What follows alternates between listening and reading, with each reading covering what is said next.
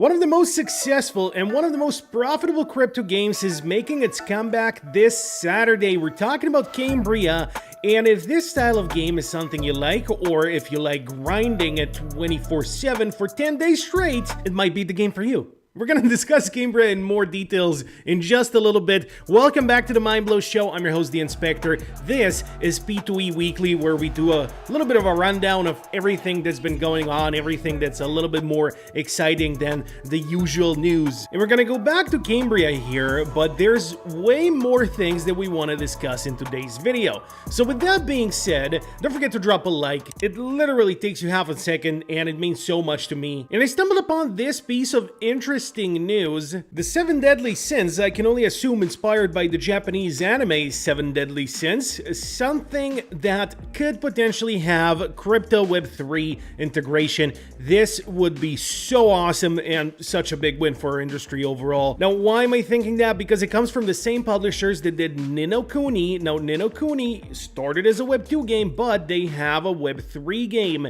A3 still live, Meta World, KOF Arena, some of these games we have covered in the past, so it's behind the same publishers that did those games are also making this one. So one can only assume this is going to be a crypto game, will have some sort of token integration, some sort of Web3 integration. Very, very cool to see it. The art style looks amazing. These JRPGs or Japanese anime sort of style looking RPG games, they do have a little bit of a different style than the Western counterparts, and they do look pretty awesome if I do say so myself. Now, while a lot of people are very bullish on this, some people say is Web3 the place that Web2 games come to die. A lot of Web2 games have come over to Web3 to milk out as much money as they can and just let their game die. It happened many times, so I am sort of weary when I see news like this, but this isn't a Web2 game that's coming to Web3, as far as I know at least. So far, we don't even know if it's going to be a confirmed Web3 game. This is all just assumptions. What do you think about all this? Let me know in the comment section down below. As we're moving on to our second talking point of the day here, a lot of people have been talking about Ymir. Now, this is a tweet from a month ago, a week after Legend of Ymir went live. I'm already close to 80k growth power. Now, the VFX in this game are indeed amazing. The gameplay is very, very well done and very polished. Now, the thing that people have a problem with in Legend of Ymir, it's not the earning, because the earning is for sure there. What people do have a problem with is the sort of pay-to-win mechanics, or rather, in this case, it's pay-to-earn. So is that an investment? It could be, depends on how you look at it. This is a boss fight from our boy right here, Daniel Drogi. I love this guy. The things he posts on Twitter, always giving honest and direct feedback, not just to the games, but also to the gamers. My man has no enemies. Anyway, this is a boss fight in Legend of Ymir, what it looks like. The game has been out for a while now. Some people have reported earning more than $100 per day for a couple days at least. So whether or not you can say per day in this case, well, that's up to you to decide. But yeah, a little bit of an update of Legend of Ymir. Don't forget, this game is out. It's playable. You can grind it right now if you like grinding, and definitely be ready to do a little bit of investing if you plan to earn in this game. Well, you can earn for free. The people who do invest to kind of skip the queues are going to be earning a lot more. So whether that's a good thing, whether that's a bad thing, that's on you to decide. I'm just here to deliver the news. Now, going back to Cambria as our third talking point of the day, Risk to Earn MMO, absolutely massive game. They are starting their Season 3 on Saturday. It's going to last for 10 days. They have a playtest open for Friday, so tomorrow is if you're watching this video. If I post it on Thursday, hopefully I will. Now, tokenize our guild over in Discord. You have the link for tokenize in the description down below if you want to join our Discord. It's completely free, and we don't ask of you to pay anything ever. If anything, you can earn from the Discord. And I am representing, as you can see, with my tokenized 360 hat right here. You can also buy it if you want, if you're a supporter. But anyway, that's besides the point. We did our own guild for Cambria in Season 2. I'm going to let a bit of the gameplay here from Lou90 play. So for Season 2 in Cambria, some people have earned a lot of money. Some people are at a loss like me. Therefore, I will not be sponsoring people in the third season because of that. Now, why am I at a loss when some others made a lot of money? Well, there's a lot of micromanaging of the players that you sponsor in the game, which is not something I want to do and not something I particularly enjoy, where I have to go in the game, invest for others and then tell them how they have to play the game. It's not something I particularly enjoy. If this is gaming, you need to play how you want to play, and if I'm gonna hinder this because I invested, then this is not fun for me anymore. But besides the point, our guild had about 13 players, and I ended up spending around $1,300, about $100 per person that played. Now, everybody who played, they have spent a lot of time grinding in this game, and some people earned very little, while others earned quite a bit. Because in Cambria, it's all about strategy. What's the most important thing to grind when you're playing the game? It was all about the royal favors and the silver in Season 2. What it's going to be in Season 3, well, that remains to be seen. We're going to be on the lookout for Twitter guides, for YouTube guides. I may play it a little bit myself just to get some gameplay footage, but other than that, I am skipping Season 3, not because I don't think it's going to be profitable. I think it's going to be extremely profitable for those who have big guilds and for those who play solo and do the right thing. So solo players in Season 2 could have earned quite a lot of money if all they did was fish. They could have just been fishing and they would have been golden in terms of investing.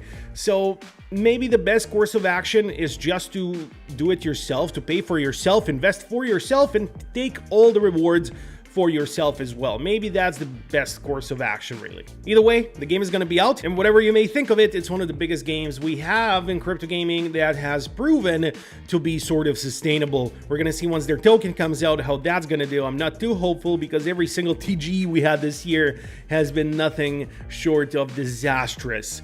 So you enjoy a game like this, like Cambria, you can definitely play it. You don't necessarily have to invest if you don't want to. If you do invest money, be sure to also invest time, because just investing money is not going to yield good results. You need to invest your time, you need to play it, you need to grind it every single day. Fableborne is back with their new talking point. Fableborne is back with Season 4 and quite a bit of drama. Well, first of all, we have a tweet from Travis here. This is not drama, this is just him posting some gameplay. So I'm gonna let Travis's gameplay play here a little bit while I tell you about the drama. So a bunch of people have tweeted about how Fableborne Season 4 is pay to win, way more so than it ever used to be. And people are also upset that Fableborne is slowly pivoting to Web 2, which no one seems to be talking about. Now, this FUD has been addressed by members of the Fableborne team, saying that this is what happens when you take screenshots of large documents, you make assumptions, so you don't read the context. So apparently he says that this is not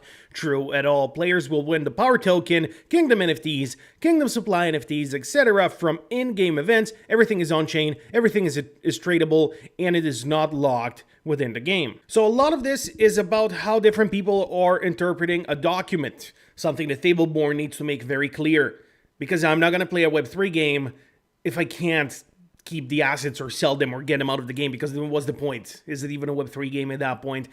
Anyway, the FUD hasn't been fully resolved as of this moment, but Fableborne Season 4 is live, and the team members are saying you can absolutely earn the power token, you can absolutely earn NFTs, while other people on Twitter are still claiming they are slowly pivoting to Web 2, and they are just using fancy words.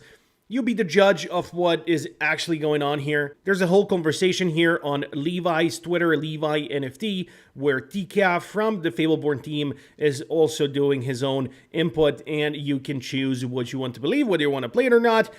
Besides the fact, Fableborne is definitely a fun game to play, and it also is on Ronin. Now, while we are at Ronin, what is this? What is this? 1 year chart, it is down 92% since the start of 2025. Ronin is in shambles. If you invested at the start of 2025 in Ronin, you would be down 92.82%. If you invested at the beginning of this month, if you invested roughly 1 month ago, so that will be the 4th of November, you would be down 42%. It's ridiculous. It's ridiculous what this is, and it is. I don't feel like it's being addressed enough. If a stock tanks like this, if Amazon would to tank, no, not even like this, let's just say 10% and goes down. Jeff Bezos calls up a shareholder meeting. He addresses the public. He talks about it. Ronin is kind of like, oh, look, we have Gamba Gacha. You can gamble now on Ronin. I mean, needless to say, I'm a bit upset. I am an investor in Ronin. I've been a supporter for a long time. Of course, I'm upset. My assets are down over 90%. I'm going to keep being upset until this changes. There's no point for me personally to sell Ronin at these prices, so either I'm going to ride this to zero and I'll be the biggest #1 hater of Ronin ever, or it's going to go back up and I'll be like, well, look at that. Good for you and good for me. So we'll see what's going to happen. But I just felt like this is something we have to address. There's one more thing I want to discuss in today's video. We will do another P2E weekly episode next week because we also have a Chainers video coming up for this Saturday. I've been covering a lot of Chainers, a lot of Rollercoin because they have been supporters of this channel. They are actively funding this channel and they're just great partners, great people to work with, while all the other projects, all the other games don't necessarily see the value of YouTube videos and they are paying Twitter creators to tweet and they're wasting money. And everybody knows this, but nobody does anything about it. Well, Chainers and Rollercoin, they pay YouTube content creators. Good for them. And as they support me, I will support them in turn. 100%. That's just how it works. I'm a loyal guy. Anyway, the final thing I wanted to discuss here is Silly Kitties, a digital collectible cat collection game. Now, this is a project funded by Kagi, another crypto YouTuber, and that's the main reason I'm mentioning this, because I want to offer my support. Running a project of any kind is one of the most difficult things you can do, and they're doing a good job of it. They have merch, they have little toys. That's exactly what you want. We wanted this for Maxi. We never got it, but Silly Kitties, yeah, this may be something awesome. So we do know it's going to be on Ronin. We do know it's going to be a game. Track your real world steps. You're going to be able to walk to earn the in-game currency. You can care about your kitty, take it for walks basically, and earn. Lots of media that they have already done, as well as a full roadmap. One of the most interesting things here is we have Kagi as the co-founder. Of course, we have Wagner, CEO and founder of Star Atlas, as an advisor, and a lot of heavy hitters here. In general, a big shout out to Apex as well. He is the growth strategist and just an awesome person overall. I do know him on a personal level as well. So just wanted to bring this project to your attention. Could be something very interesting, but nevertheless, I wanted to offer my little 2 cents of support right here. I followed them on Twitter. You can do the same. You can follow them on YouTube as well and just follow along as they're developing. So good luck to you guys making this game, and Godspeed. What can I say? And to you guys and girls, thank you for watching this video, and I'll see you all on Saturday for a new Chainers update. All right, have a good one.